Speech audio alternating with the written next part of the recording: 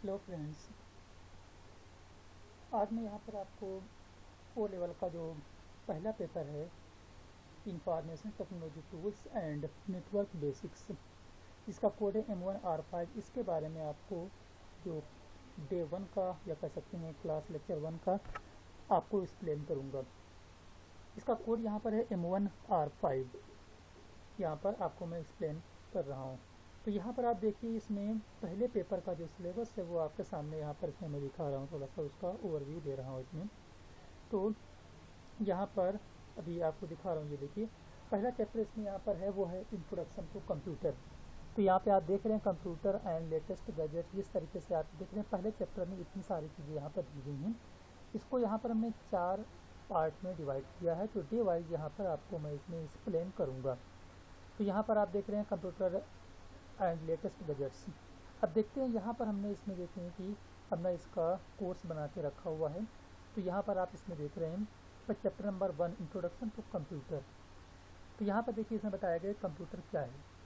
Computer is an electronic device that is use to display to do any calculation. Computer जो होता है, जैसे आप जानते हैं कंप्यूटर एक इलेक्ट्रॉनिक डिवाइस है और इसका काम जो होता है लगभग सभी प्रकार की गणनाएं ये कर सकता है। कंप्यूटर को हिंदी में बोलते हैं संगणक, और कंप्यूटर में जो है लगभग सारे टाइप की प्रॉब्लम को हम सॉल्व कर सकते हैं, लेकिन कंप्यूटर में कुछ ड्रॉबैक भी होते हैं। कंप्यूटर में कोई भी फीलिंग नहीं होती, इसमें आत्मरक्षा नहीं हो सकती है। उसके बाद फिर आगे बताया गया है कि फर्स्ट कंप्यूटर, जो पहला कंप्यूटर बना था वो जो है उसका नाम था एबेकस, और इसका जो निर्माण कर ये जो है मेसोपोटामिया में बनाया गया था, जो कंट्री है मेसोपोटामिया वहाँ बनाया गया था। फिर आगे यहाँ पे क्वेश्चन के रूप में ये क्वेश्चन दिया गया है कि कंप्यूटर के who is the father of computer, computer को किसने बनाया, कंप्यूटर के पिता किसे कहते हैं, उसका आंसर यहाँ पर है चार्ल्स बेबेज। फिर यहाँ पर आगे आप देखते हैं इसमें गैजेट, ये नहीं कि यहाँ पर इसमें ऐड की गई गैजेट।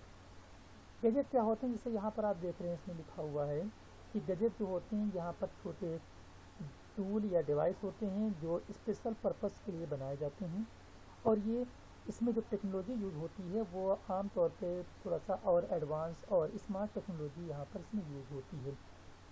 कुछ यहाँ पर गैजेट के बारे में आपको एक्सप्लेन करूँगा।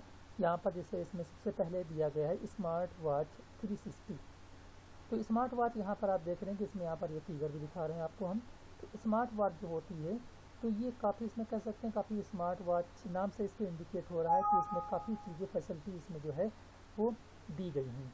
तो यहाँ पर जैसे कि इसमें जो है यह टच स्क्रीन वाली होती है, और इसके बाद में यहाँ पर इसमें ऑडियो ट्रैक भी कर सकते हैं, रेडियो भी स्ट्रीम होती है, ब्लूटूथ भी इसमें होता है, हेडफोन भी इसमें फैसिलिटी दी गई होती है, और इसमें टच स्क्रीन होता है।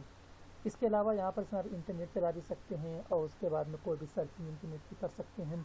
बहुत सारी चीज़ें इसमें आप यहाँ पर इसमें कर सकते हैं। यहाँ पर आप देख रहे हैं इसमें कैलकुलेशन भी कर सकते हैं, थर्मामीटर दिया होता है बॉडी के टेम्परेचर को नापने के लिए, कंपास डायरेक्शन को देखने के लिए, इस तरीके से ये सारी फैसिलिटी इसमें दी गई होती हैं। फिर यहाँ पर अगला जो आईटी गैजेट वो इसमें है गूगल ग्लास। गूगल ग्लास यहाँ पे आप देखें, इसका भी यहाँ पे फ़ोटो दी गई है। इसमें ये जो होता है जिसमें आमतौर पर चश्मे होते हैं, उसी तरीके से ये भी जो है उससे थोड़ा सा डिफरेंट होता है।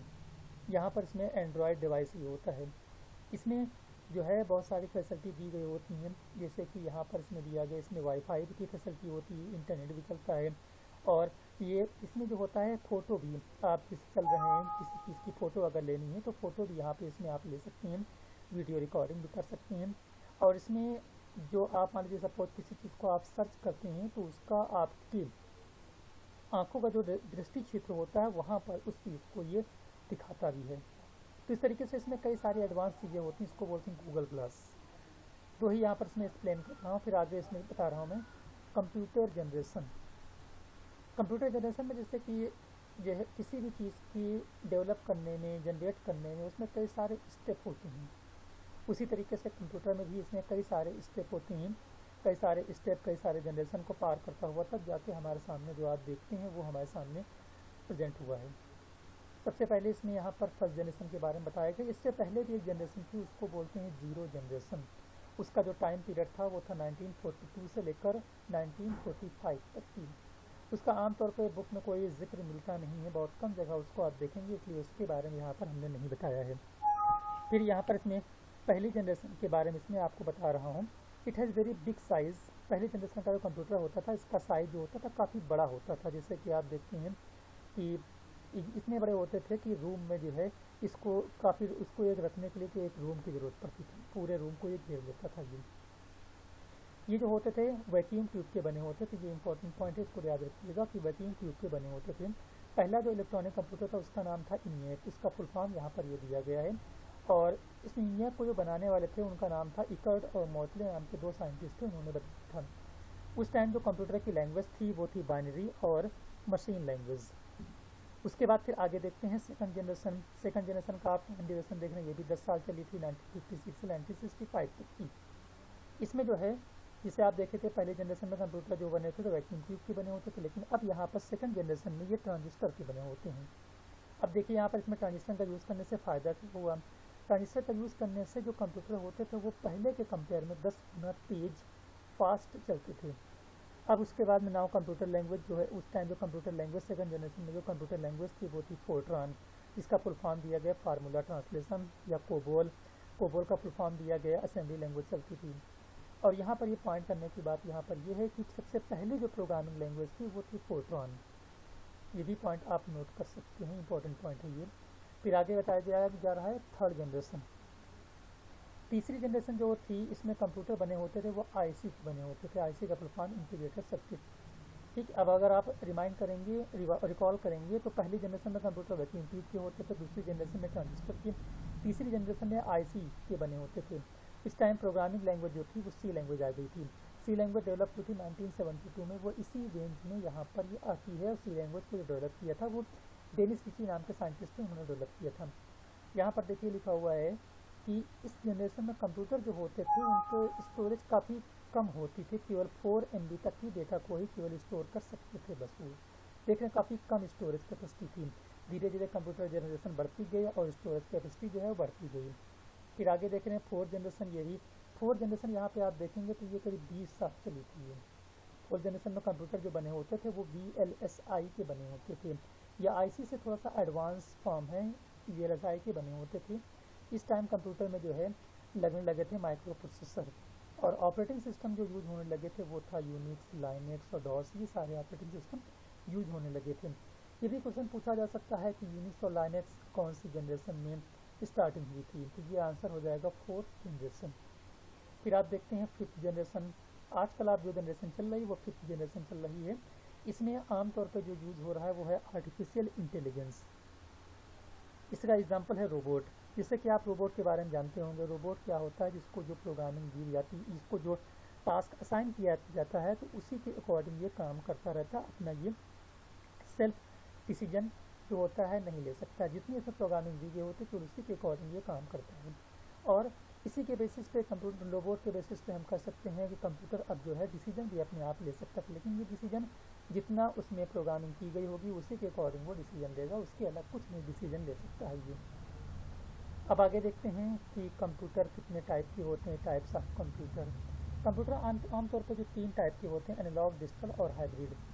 एनालॉग कंप्यूटर देखिए वो होते हैं जो डेटा को जो है फिजिकल स्टोरेज या कह सकते हैं फिजिकल फॉर्म में डेटा को जो स्टोर करता है। इसी फिजिकल फॉर्म में मतलब कि जैसे कि यहाँ पर दिया गया है कि फिजिकल फॉर्म में जैसे कि इसमें मेडिकल साइंस में यूज़ होता है। मेडिकल साइंस में जैसे कि यहाँ पर टेम्परेचर नापने के लिए थर्मामीटर हो गया, प्रेशर के लिए होता है, ये सारे जो डिवाइस अंतर होते हैं तो ये एनालॉग कंप्यूटर का ही उदाहरण है। फिर देखते हैं डिजिटल कंप्यूटर। डिजिटल कंप्यूटर जो होता है ये डेटा को डिजिट के फॉर्म में स्टोर करता है, 0 और 1 के रूप में। इसमें एग्जांपल दिया IBM PC। दूसरा यहाँ पर IBM का फुल फॉर्म यहाँ पे दिया गया, इसका फुल फॉर्म होता है इंटरनेशनल, या फिर फुल फॉर्म भी दिया गया है। तीसरी टाइप का जो कंप्यूटर होता है वो होता है डिजिटल कंप्यूटर। डिजिटल कंप्यूटर जो होता है, हाइब्रिड कंप्यूटर जो होता है, ये एनालॉग और डिजिटल दोनों से मिलकर बना होता है। इसके कुछ एग्जाम्पल आप डेली लाइफ में भी देखते होंगे, जैसे कि हार्ट बीट को नापने के लिए, पेशेंट की हार्ट बीट को नापने के लिए यूज़ करते हैं, या पेट्रोल पंप पे जाते हैं वहाँ पर आपने देखा होगा कि वहाँ पर जो है कैलकुलेशन करता है, या अल्ट्रासाउंड मशीन होती है, वो भी सारे एग्जाम्पल जो हैं वो हाइब्रिड कंप्यूटर के एग्जाम्पल हैं। फिर यहाँ पर आगे दिया गया है digital computer divided into 4 parts. आमतौर पे हम लोग जो कंप्यूटर यूज़ करते हैं वो होता है डिजिटल कंप्यूटर। फिर ये लिखा है माइक्रो कंप्यूटर। सबसे पहला कंप्यूटर है माइक्रो कंप्यूटर, हम लोग जो इस्तेमाल यूज़ करते हैं वो होता है माइक्रो कंप्यूटर।